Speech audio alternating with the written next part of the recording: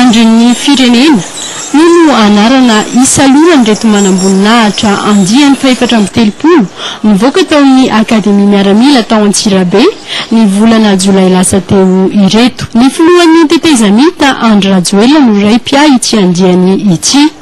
Androany ary no nanolorana ireto manamboninahitra miisa 450 ireto ny famantarana manokana na ny ansiany.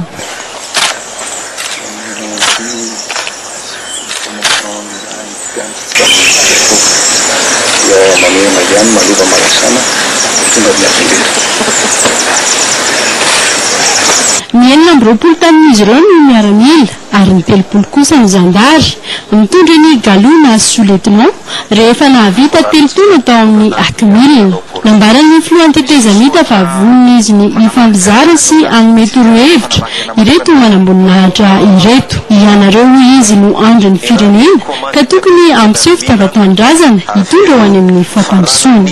Fitiavana, tanindrazana, fandrosoana. Io no devisen'ny firenena malagasy napetratsika ao anatin'izao repoblika efa efatra zao. Rafitinina dia ny hoe ny fitiava-tanindrazana no mitondra fandrosoana.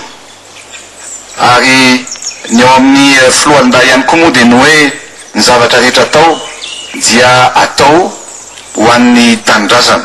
Ka ny teniko anareo dia ny hoe ao anatin'ity andiany andron'ny firenena ity izay ny tenako no ray-pia.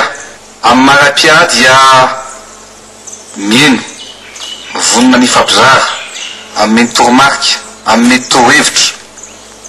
Anareo ny tenako mandritra ny andro nareo ray manontolo anatosainareo ny adidinareo eo anivon'ny filohalin-da. Zay no anjarany ray-pia.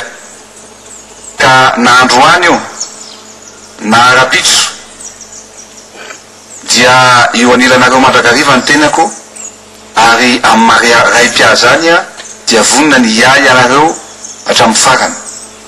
Fa indrindra ny teniko aminareo dia mametsodrano ho tonga amin'ny mari-boninahitra avo indrindra ary ho tonga amin'ny tanjona zay irinareo. Ny teniko fotsiny dia tsotra, ny iraka zay ampanaovina anareo dia atovy ampitiavana ary indrindra atovy ho an-tanindrazana. Isaky ny andiany dia samy manana ny mari-pamantarana ireto manamboninahitra nivoaka tao amin'ny akademia miaramila tao Antsirabe ireto.